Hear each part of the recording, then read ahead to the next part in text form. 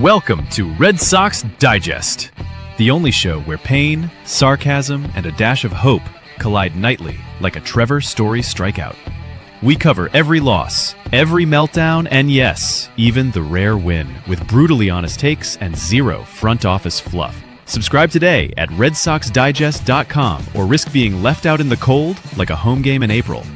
And now, here's the crew at Red Sox Digest. Good evening, sports fans, and welcome to another edition of Red Sox Digest. I am your host tonight, Jim Delfino. And folks, buckle up, because if you thought this offseason was going to be about improving the Boston Red Sox, I have some beachfront property available for sale right now in downtown Worcester. Let's start off tonight with my shake of your head moment, as tradition demands.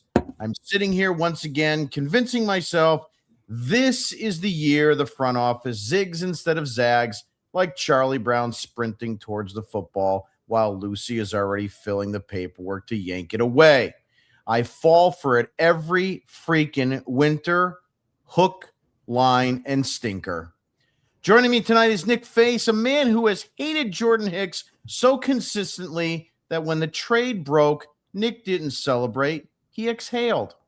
Nick has been arguing with strangers online since 6:14 this morning, explaining why trading Jordan Hicks is actually addition by subtraction, even if the return is a guy whose ERA needs a disclaimer. Nick hates Jordan Hicks so much, he would have traded Hicks for a Yankees hat, half a Dunkin' iced coffee, and a conditional apology just to get closure. Nick is so committed to his takes that if Hicks actually struck out the side on 9 pitches, Nick would say, yeah, but let's see him do it when it matters. All right, let's get into it. This offseason has officially crossed the line from quiet to concerning. There is no offense to be had. None. The free agent market, missed. Trades, missed. Impact bats, imaginary. The Red Sox need offense the way I need blood pressure medication, and somehow they walked away with vibes. They lost out on Luis Ariz, a literal professional hitter, a guy whose entire job is put ball on bat. What do the Red Sox do? They stand there like someone who has just told them the printer jammed again. No pivot and no backup plan. Just silence and a leak about how they checked in. And now, breaking tonight, sources say the Red Sox are trading Jordan Hicks and David Sandlin to the White Sox for a minor league pitcher. Read that again.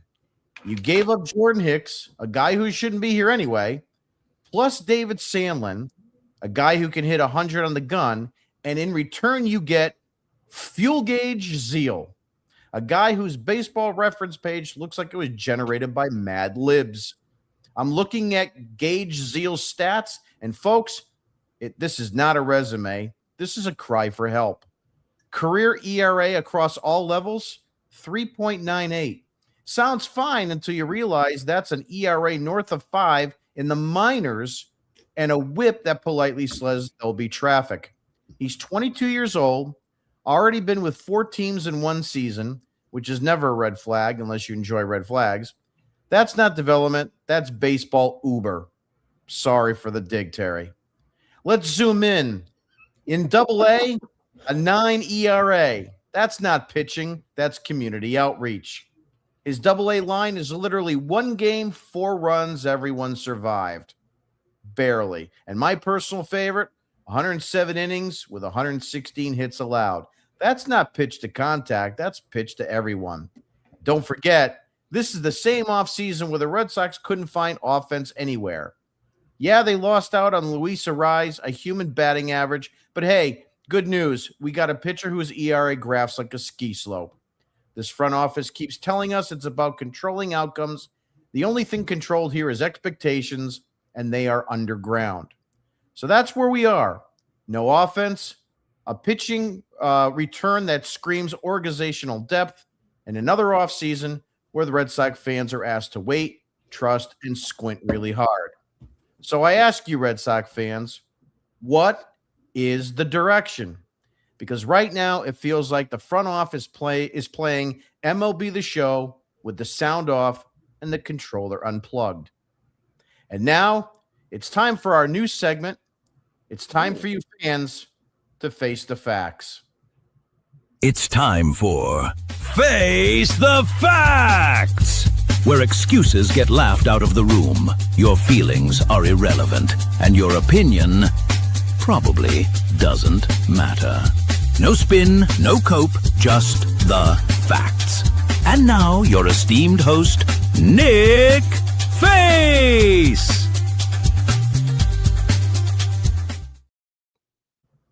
Hey, that's me. That's me. Face the facts. Do you have a can or something near you, like a water bottle or anything, Jim? Something that you're drinking? We need to raise our glasses here tonight. Okay. I'm going to cheers to myself, actually. Congrats, self, because I called this from when the Red Sox lost against the Yankees in that dreaded wild card series that there was so much hope for. And all you fans thought, oh, it's going to be a magical offseason. This team's going to get Alex Bregman back. We're going to build another right-handed bat. It's going to be so much better. Wait till you see Pete Alonso come to town. Oh, maybe it's going to be Kyle Schwarber. It's going to be so much better next season.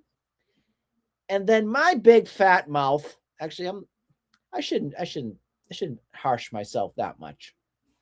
I'm pretty athletic, I would say. Said, get ready for Nate Eaton, David Hamilton, Romy Gonzalez, a sprinkle in of Marcelo Meyer. Get ready for it because the outfield group of 4 is staying, plus a DH spot. Calendar just flipped to February 1st. I think I'm right, Jim.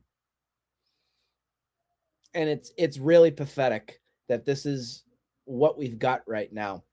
I am so sick and tired of this team. They are the laughingstock of Boston right now.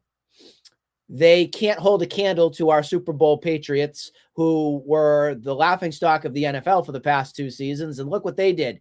Bring in a new voice with Mike Vrabel, and now you're heading to the Super Bowl with a culture of players that want to play. Amazing. Yes, congratulations to the Patriots. You have a tremendous Bruins game going on right now. And I know the Bruins haven't won their Stanley Cup since 2011, but you got goalies fighting. You got an outdoor game. You got excitement in the air. You got the Celtics, even without Jason Tatum with his Achilles injury, still in the hunt here to have a successful season. And then you have the pitiful, disgusting excuse of a baseball team at 4 Jersey Street known as the Boston Red Sox, where, by the way, John Henry is being awarded, excuse me, I want to make sure I say this correct because it definitely deserves. Fenway Sports founder John Henry is receiving his SBJ Lifetime Achievement Award. Congratulations, you SOB, for ruining this. Love that. Congratulations, you SOB, for ruining what so many of us Red Sox fans loved, which was our Boston Red Sox. Newsflash, folks. The 2018 World Championship is now going to be 8 years ago. Wake the F up if you are not seeing what's happening with this organization. They have ripped it to smithereens. They don't give a crap about their team. They only care about how much suckered money they can put into their wallets. You are the problem, fans, until you voice your concern, until you stand up for what this organization should be and get this ownership group out of Boston, because I'm done. I'm done. This is an entire joke of a franchise now. Rant over. You have been face the facts. You've been shit-faced. Maybe, but this is Polar Seltzer. Nick's Face the Facts. Nick's Face the Facts is sponsored by the Missing Power Bat Foundation, proudly serving singles and doubles since 2025, dedicated to affordability, flexibility, and lineups that never scare opposing pitchers. And David Hamilton. Yeah, exactly. Couple things that I really want to make clear about this trade, and I think I put a tweet out on this earlier today, and I think it is really important for Red Sox fans to understand. Because a lot of people, Nick, they think right away that this is, your typical salary dump, and they think it's going to lead to something bigger. And these are the delusional fans that really don't understand this ownership group and the way that they're running this team at this stage of their careers, I'll call it. It's not even fans, Jim. It's people like Jared Carabas, and I was all over him today after he tweeted. His tweet was, if you don't mind me, I'm just going to find it real quick. While you're looking, I'll just finish my rant. This salary dump of Jordan Hicks is squarely about getting under that second luxury tax, because they put extra money out that they didn't expect to on Ranger Suarez. They went over the second luxury tax, and now they got to come back down. And they wanted to do that, and they had a variety of ways with other potential trades, and this wound up being their path to do so. I looked at the numbers. They are under the second luxury tax now.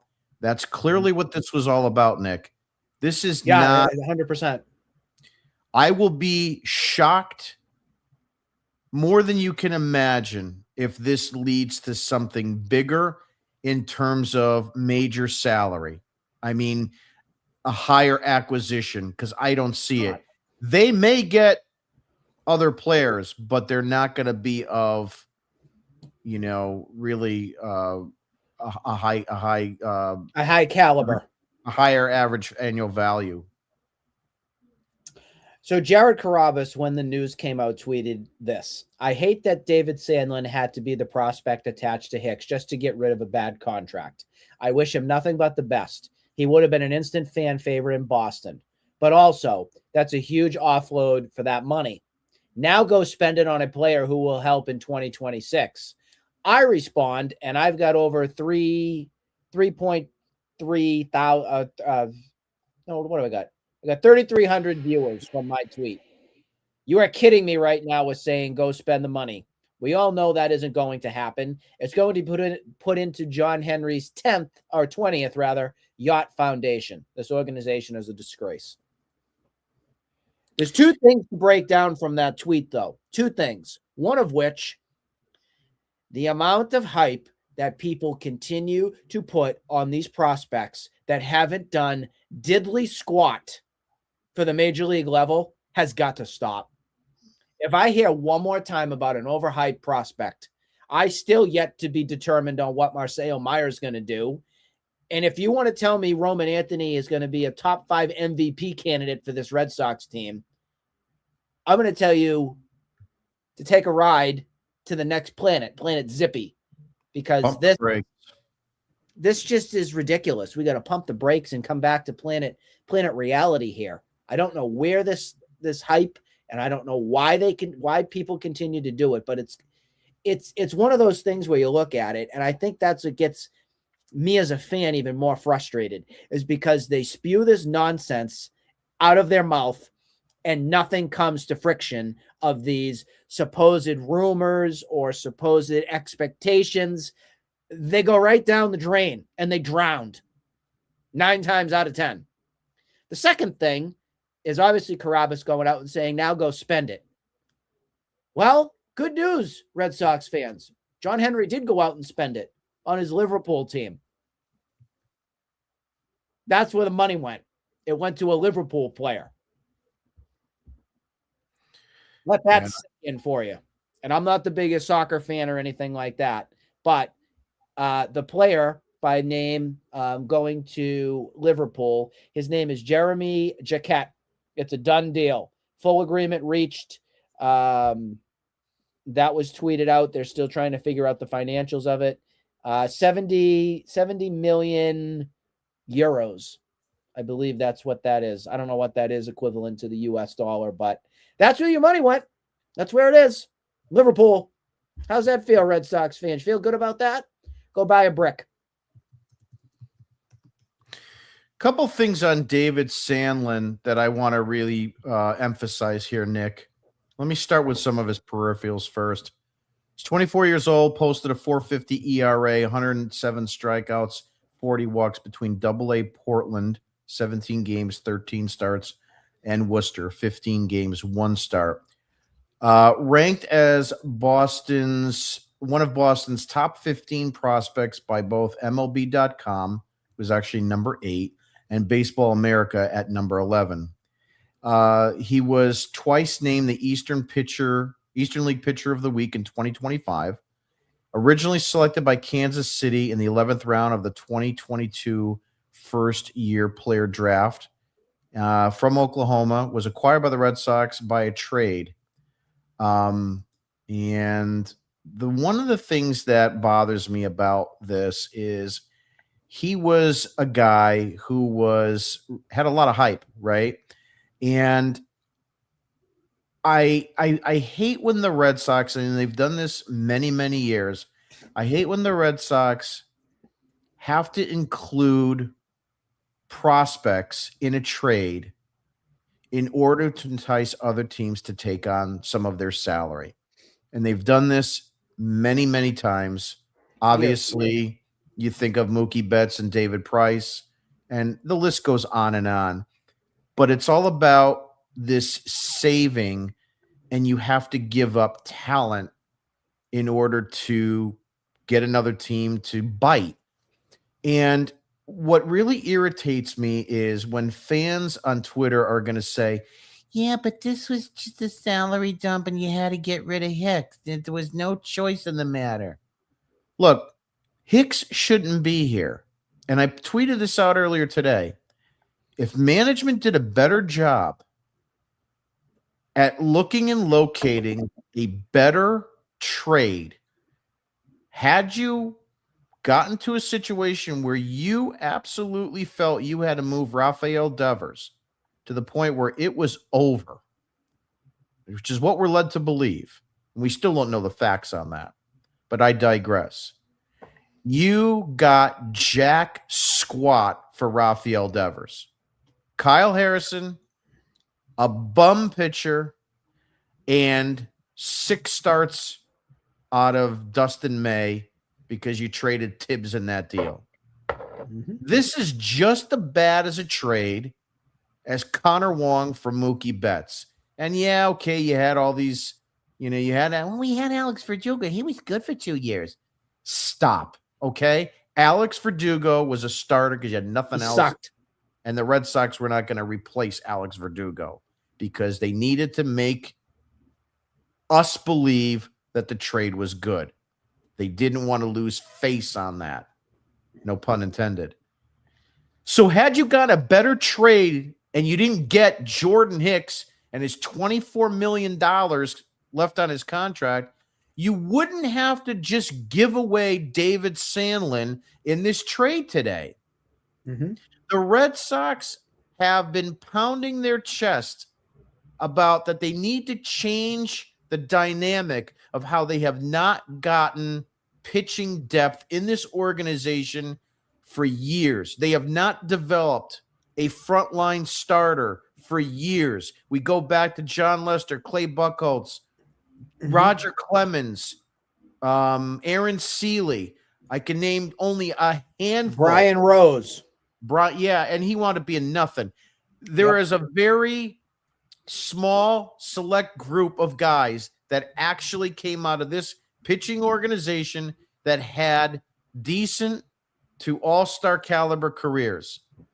So you have told me, the Boston Red Sox have told me that they want to focus on pitching.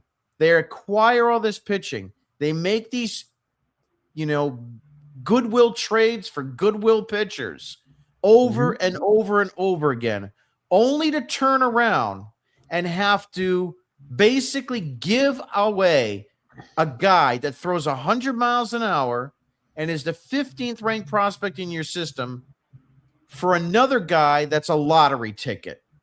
This shit has to stop. This team has no direction. Nick, I'll let you have the floor in a second. But they told us in the beginning of the offseason, the priority, and you brought this up on Face the Facts, the priority was offense for the 2025-26 offseason. And it has not happened. You let Bregman go. And I want to start with him too. You brought Alex Bregman into this organization. And I don't know if you bitch slapped Rafael Devers, if he was the problem, or ownership and management was the problem. But regardless of how you want to attack that question, the reality is you got rid of an all-star third baseman with 35 to 40 home run potential and a WRC plus of 40 for all you nerds, 140 for all you nerds. And you didn't lock up Bregman in a long-term deal and secure that deal. Whether you want to blame the 3-year contract with opt-outs every year, which I was totally against, they should have given him a flat 5-year contract, or the fact that they lowballed him and didn't want to do a no-trade clause this offseason. They effed this up to epic proportions. Well, I mean, it starts from the top with the whole Bregman thing, and they're still crying in their sorrows that Bregman didn't sign with them. That's what screwed them big time here. They did not expect Bregman to go elsewhere. They wanted to nickel and dime him and make him accept their wishes. And Bregman said, up yours, and said, I'm off to the Cubs. I have to tell you, and I don't know if we've talked about this on our show since Bregman's gone to the Cubs. I actually give Alex Bregman a lot of credit for trusting himself. I don't know if it's more Bregman or if it's Scott Boras, but for protection standpoint, Alex Bregman made the right decision. Let's not get mad at Alex Bregman for not being a Red Sox anymore, folks. Some people want to just get mad at him for not staying here and coming to the mercy of Sam Kennedy, Henry, and Craig Breslow, the stiff. Do not even go down that path with me. Alex Bregman is in a much better place going to Chicago, making him have a full no trade clause, which is pitiful that this organization would not do that. After seeing what's happened in the past 5, 6, 7 years from this organization, I'm not surprised. No player would be surprised. Yeah. They don't do that here. They'll trade the heart and soul of your team and rip you out and throw you out to the curb. That's just what they do. They backstab you. So I'm not mad at Bregman in the least bit from this, but right now the Red Sox are in a tailspin. They don't know what to do, and they are not willing to throw money at anything. And I know we're going to get into another player that's signed today with the Reds. We'll go over that. They're not going to do anything. They want to be as low as they can under the CBT, and they want to see what Roman Anthony's going to do, and a whole new season of Jarren Duran. And they're so excited about Wilyer Abreu hitting lefties and righties. It's going to be so good, Jim. David Hamilton's going to be the star of the show at second base. Tristan Casas is coming back. Oh, I'm all hot and bothered over that one. Oh, I just can't wait. It's going to be so much fun. Buy your tickets now. DH in your corner.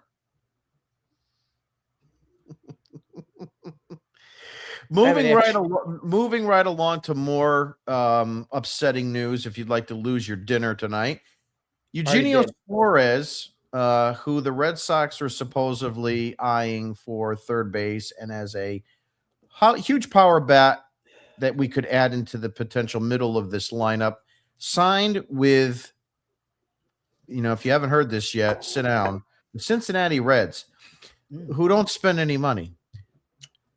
Nick, as Peter Griffin would say, this one grinds my gears. And I just can't understand. This is a classic Red Soxian contract. 1 year, $15 million. I don't understand why the Red Sox could not facilitate this type of deal for a guy that they could put either fourth or fifth into that lineup. Ideally, I said have him clean up with Contreras batting fifth for protection, hopefully see more strikes. The bottom line here is, where is the power going to come from, Nick, in 2026, because if the Red Sox are leaning on Anthony, we don't know. And I said this before, is he a 40 home run hitter with a 270 batting average, or is he a 320 hitter, with 20 home runs? I don't know what he's going to be. And I don't think anyone in baseball really knows what he's going to be. So to just rely on him as the power threat and Abreu, like you said earlier, it's not enough. Contreras as your power bat, I don't see him doing more than 20, 22 home runs. And I don't think Story is going to repeat his 2025 season. He's not. So where is your power threat? David Hamilton. It's coming. Sneaky power. Didn't Lou Merlone say he had sneaky power? Sneaky pop. It's coming, folks. It's going to tuck it right around the foul pole, right down that pesky pole. It's coming. I have total faith in him. It's coming. But in all seriousness, there's two things on this. I'm going to tell you right now, I was not a Suarez guy. I didn't want it, and here was my biggest reason. We have too many guys in the team already who swing through the wind, which means there's too many strikeouts already. You want to add in another 200-plus strikeout guy a season? I didn't even lift a candle to wanting him, even with the power potential. I think I would have rather have seen maybe playing a little bit more of even Yoshida or something like that. I'm sorry to have to tell you. I like the idea that, Jim, if this team didn't have all the other holes that they already have. I mean, you already got a high strikeout guy in Duran. Trevor Story does not make enough contact at all. You already have a big question mark on what happens with Casas if he comes back. Wilyer Abreu strikes out God knows how many times, and especially if he's going to be playing against left-handed pitching, that number is going to go up. I mean, projected here, this lineup has the potential to be one of the worst lineups that this Red Sox organization has had probably since the early 90s when I was a child. I know some of you think I might still be a child at heart, maybe, but not physically. The Red Sox have gone with these small deals for guys that fit the fold of the power bat that they needed to complement Rafael Devers over the last few years. And in those uncertain terms, you had Duvall, you had Justin Turner, you had Tyler O'Neill, right? All these different guys, Hunter Renfroe. You had 1 or 2 year style deals with these guys that were strikeout guys, but would give you the power. So why doesn't Gino Suarez fit that profile on this team? I understand. Well, the other reason too is age.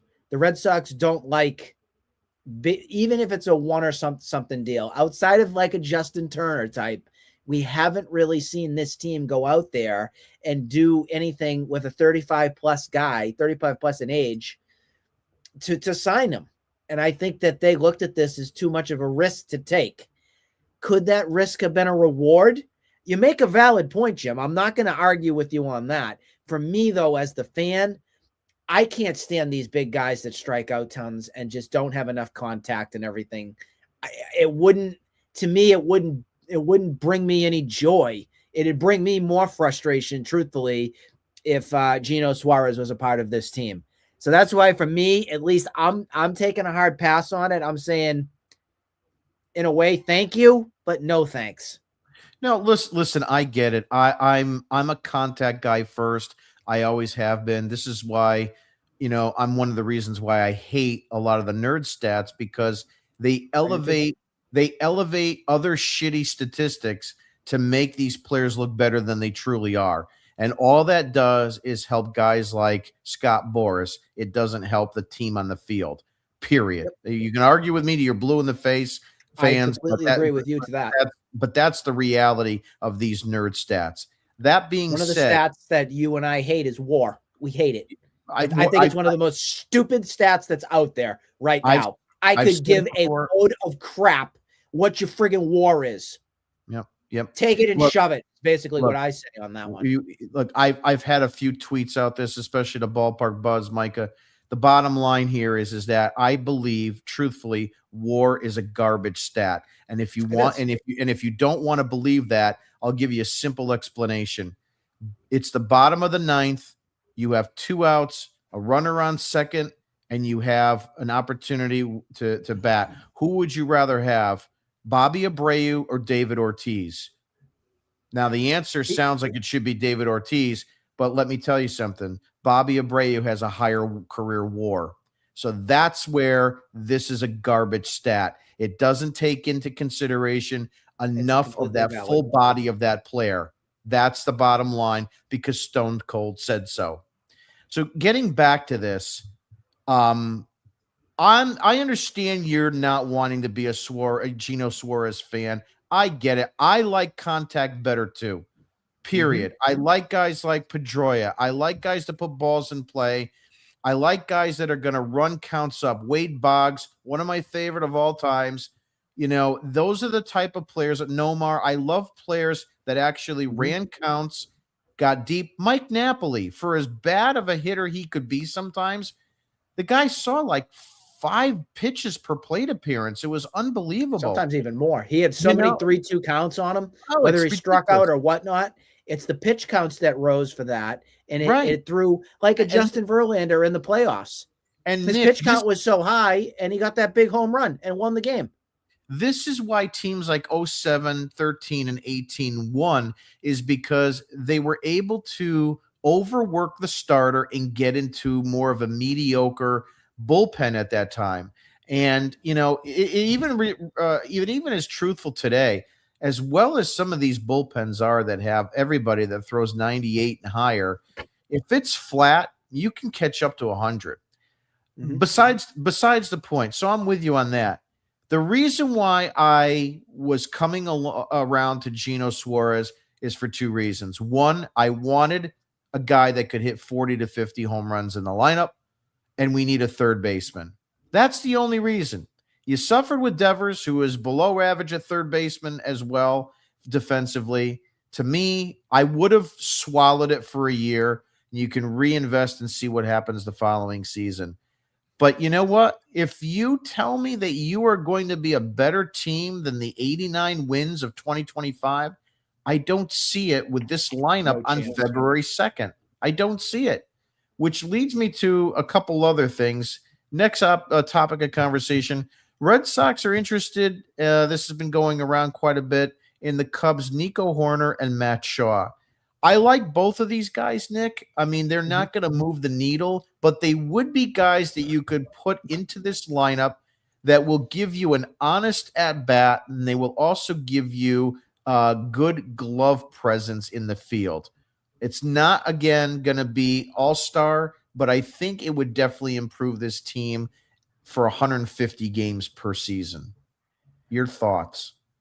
I like the both of them, too. We're in both agreement here.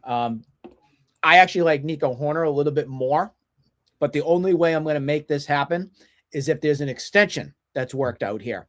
I'm not taking any more of these stopgap 1-year wonder things anymore. I'm done. I'm done with this, because Nico Horner is one of those guys. I would actually kind of be surprised if the Cubs don't try and figure out what they want to do with him, because he is one of those gritty identity kind of guys.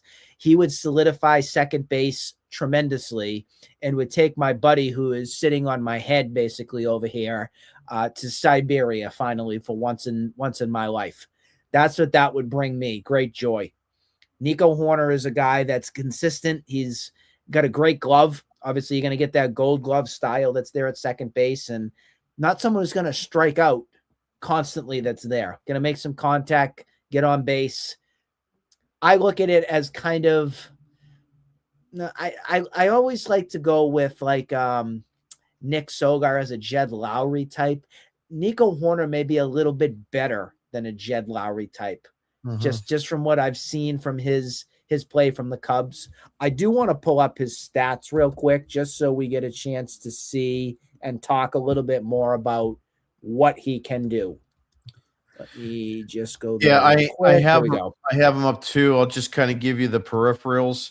He did bat 297 in 2025, seven home runs, 61 RBIs, 29 stolen bases. He had 31 the year before, 43 the year before that. An on-base percentage of 345, which is respectable. An OPS of 739, which isn't bad. In an OPS plus of 114. So he's an above-average player at a position that you need a lot of help. And of course, like you mentioned, he's a Gold Glove winner. They're focusing on defense, they said now, since Gino has signed. And I think that would be a decent move to have because you don't have the defense. David Hamilton is a train wreck at second base. I don't think they have a lot of faith in having Campbell go there. And God knows what they're going to do with Mayer anyway. I have my thoughts on Mayer, as I've put on Twitter many times. Again, it's health. I mean, if we go in with no backup and nothing versatile for a player, and if Marcelo Mayer breaks down, which could very well happen, you're screwed again. You're screwed.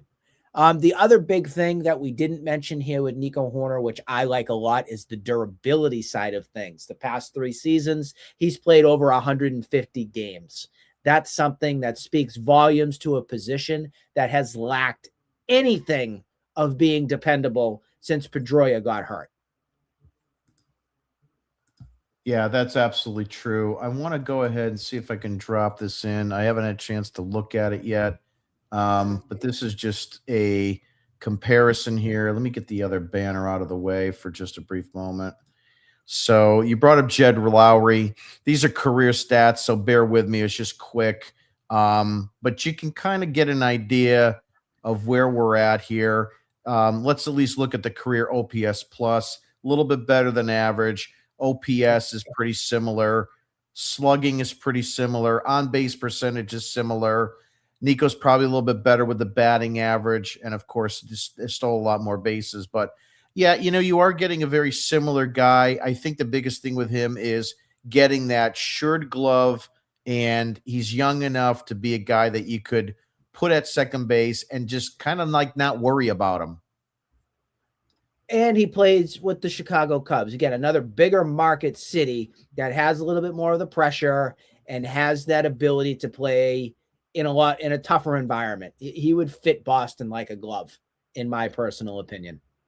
Yeah, it's a really good point about the Cubs because this is a guy that could more than likely handle the Boston. He's not going to turtle. It's not like he's coming from the Pirates or coming from who knows? What's another low market team? The A's, the Marlins, the A's, any of those, or something like that doesn't have the pressure that's associated with being here, where you're going to be watched under a microscope by us fans.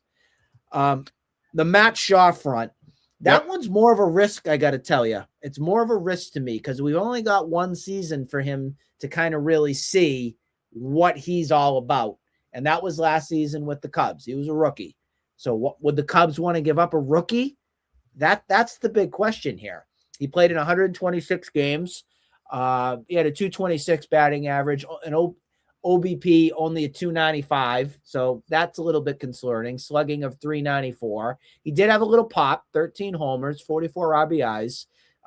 He stole a decent amount of bags, 17. I think that's a good number. And again, it's for you WAR stats out there. We don't look at these, but he had a 3.1 WAR. Nick, I think the thing that's probably attractive about Matt Shaw is, number one, he's a third baseman. Number two, he throws right-handed.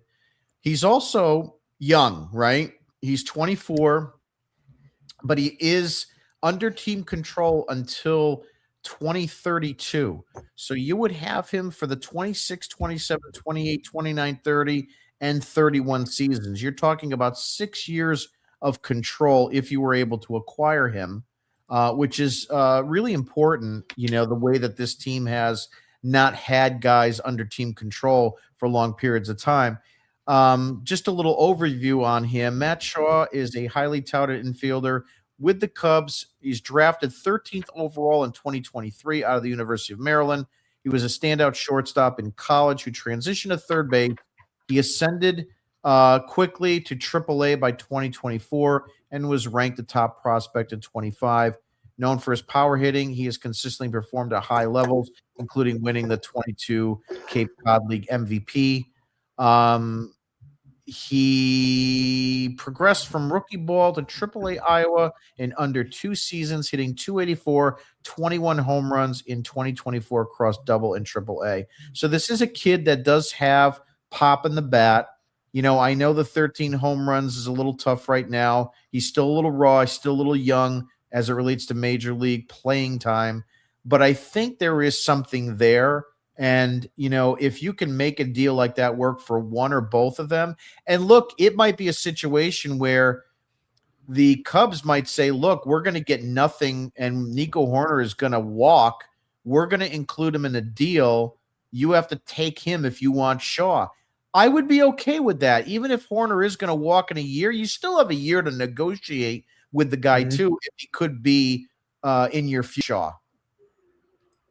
Yeah, I mean, it goes back to the point with the Cubs. Again, giving up on a rookie who's highly touted doesn't make much sense for them, especially after they said Alex Bregman's going to play second base. That would lead me to believe that Nico Horner is more available than Matt Shaw. Just me thinking logically on the situation. So I'm open for business with that move, but let's also be real here on this, because we can only go with what we see or hear. Well, I think we have not seen Craig Breslow make a deal with Jed Hoyer. I don't know if those two don't like each other.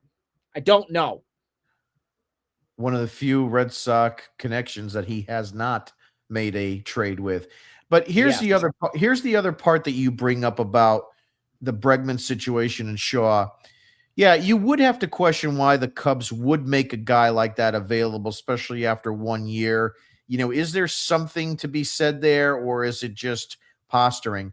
Well, I kind of go back to say, if there is a need that, the Cubs have, and maybe it's a Brian Bayo. I don't know what their pitching looks like coming into 2026, but let's assume that there's a need that they highly, highly want. They may be unfortunate that they have to move a guy like Shaw to acquire what they want. They may have to give up, good talent to get talent back, but they can also go back and say, well, if we have to move Shaw, we're just going to put Bregman over at third. So they win both ways in that kind of a situation. Yeah, they're well protected on that front where they can take the best deal, truthfully. Right. So, I mean, they're in a driver's seat from that situation. I just don't know if Breslow is cagey enough, I guess is the word I'm looking for, to make this kind of a deal. I don't think so either, because it's very hard to determine what path they want to go in terms of we're running out of players on the free agent market. In fact, I don't know if there's really anybody at this point that's even on the blip outside of I'll tell you one. The one from the Seattle, right? I'm not even going on the free agent front. I'm going on the front where I don't think we're done making deals with the Cardinals yet. Yeah. I mean, that still could happen, Brendan Donovan's name is still there. I have a funny feeling that if obviously nothing could happen, that's where I'm thinking more realistic, because that's just how the Red Sox are. If there was to be another move, I wouldn't be surprised if it is Brendan Donovan, and he would be your second baseman to start the season. And then that would move Marcelo Meyer with a platoon of Nate Eaton, maybe a little bit. And that gives Romy Gonzalez first base a little bit with Casas, and obviously Wilson Contreras as well, kind of sharing that DH role, and then figuring out what we do with Yoshida and things like that. Yeah, I mean, it'll be interesting to see. But with that being said, it's time for Dugout Dipshits. And now it's time for everyone's favorite segment, the Dugout Dipshits. Nick, I think you'll like this one. Today's Dugout Dipshit is the Fenway Park Boston Red Sox Truck Day. Tomorrow, Red Sox fans, is a day that I grew up enjoying more than Groundhog Day. And it does, unfortunately, it means jack squat these days. But at any event, if you are in the area, stop by Should egg Empower. Stop by Empower, get yourself a smoothie, and go take on Truck Day as we watch David Hamilton's glove and lifeless bat enter the back of a U-Haul. I'm actually we should probably do a little lottery here in determining what actually is going to go in that truck, because right now there should be nothing. Well, it's definitely not going to have Rafael Devers ice cream. No, Moving right that's along definitely to not there. moving right along to comments. Charlie Midnight, who's a good fan, 83 million USA dollars. I kind of missed on that one, so I'm not sure what he was. Oh, that was for the Liverpool player. Oh yeah, okay. Whatever his name was. Sorry, I do not watch soccer. Yeah, I'm gonna pass. I can go back to my text and read you the name. Yep. His name is Jeremy Jaquette. So 83 million. Glad Charlie that money's getting used somewhere. Charlie also says the exact reason why Fatsy should be fired. Look, I've been on that train for a couple seasons, Nick. I just don't see what his value is here. He's got pictures with Linda. That's why he's still here. Yeah, I agree too. Nick is on fire. 100% agree with War. Yeah, like I said, War is a garbage stat, and I'm not gonna change my. You're not gonna change my mind on it. Charlie, I need to make sure I have your address so you can get a Christmas card for the 2026 season. I appreciate it. Without an extension, what are you giving up for Nico? That's a great question. I like it. I think, like I said earlier, I mean, I don't know what is the Cubs' intended rotation supposed to be? I don't know if we can look that up really fast. I think pitching would probably be what they'd want. I think you all know who I would want to give them, but it ain't going to happen. So, featuring Cade Horton, Shota Imanaga, Edward Cabrera. That's right. They did trade for Cabrera, Matthew Boyd, and Jameson Taillon. So, and they said Steele is expected to rejoin the rotation the first half following his 2025 injury. He's their stud, Justin Steele. Yes. So, I mean, I don't know much about Horton. I don't know much about Boyd off the top of my head. Horton was, let's see, he was 11-4 with a 2.67 ERA. That's not too bad, obviously. And Boyd, he came in at 14-8 with a 3.21. So both of these guys are pretty good. So I don't know. Maybe they're not. Maybe they would not be interested in a Brian Bayo, Nick. I really don't know. That's the question. If it's offensive, I know I've heard some clamoring around Duran, but again, I don't know if the Red Sox are going to move him, and I don't know if the Cubs would want Duran. Do they want Wilyer Abreu? I'll trade him too. Yeah, I mean, that's fine as well. If they're looking for another, potential power bat, or they're looking for a Gold Glove outfielder, yeah, I have no trouble moving him as well. Again, people kind of criticize, everybody on Twitter about why do you want to get rid of Duran when he's been such an offensive, threat in that lineup. And my point is that, whether you like or hate Duran, the problem is that it's the only surplus that you have in the major league roster, providing that you're going to put Roman Anthony in the outfield. Unless you're going to DFA Yoshida and make Anthony your DH, then you have to move an outfielder. Whether it's Rafael at second or you have to trade somebody, you have to get an outfielder out of the outfield. Speaking of which, I know we're going over the comments here. Didn't you just love that top 10 poll from the MLB Network on our lovely outfielders that were in the top 10? Wasn't that fun? Did everybody enjoy that? With Duran as a top 10 left fielder in baseball. I don't know what anybody Look at me smiling. Look at me smiling right now. Isn't that wonderful? Why don't you just go to Fenway Park this season and just go and watch that top 10 stud? You're going to love him. Our friend Tom McCarthy, also known as Tom and Quincy. Honestly, what is the last year there was a direction? Probably 2018. Probably the 27 offseason, because that's when they identified that JD Martinez put them over the top. That's the only thing I can think of.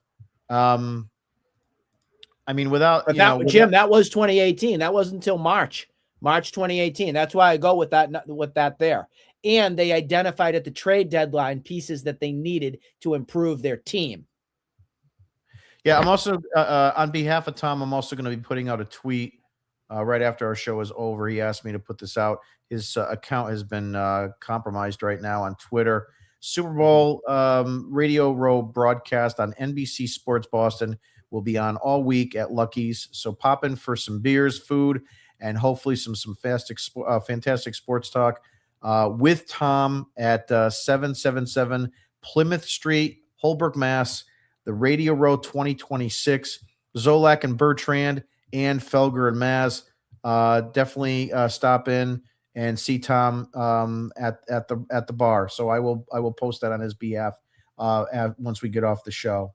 Moving right along, Big John Stud, good friend of ours. I loved Aaron Seeley. He was great, especially during those early '90s years. Really thought he was going to be the next big stud. It Aaron didn't happen, but Jamie Moyer, what a pair. Remember the ageless wonder, Jamie Moyer? Pitched till he was 46 years old, I believe.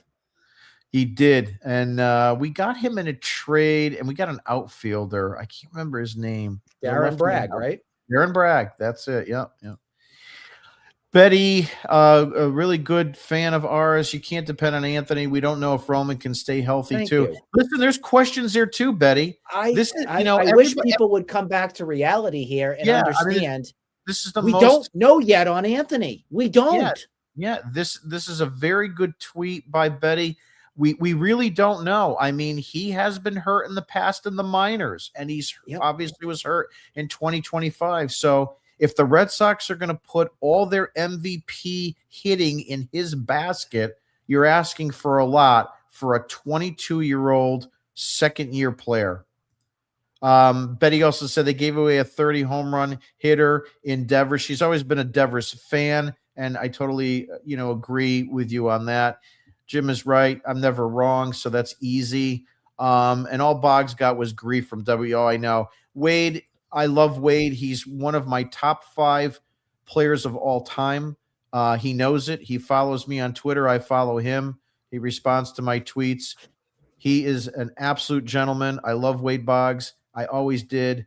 I tried to mimic him as a kid. Him and Dwight Evans were my top 2. And then, or WKRP, WKRP in Cincinnati. That was a great show.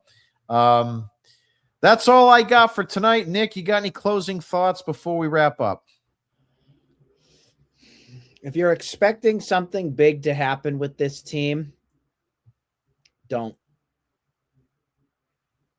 Yeah, I think that's the safest thing to say. Nothing surprising. I'm proud of myself. I'm proud of myself that I didn't get overhyped finally for an off season.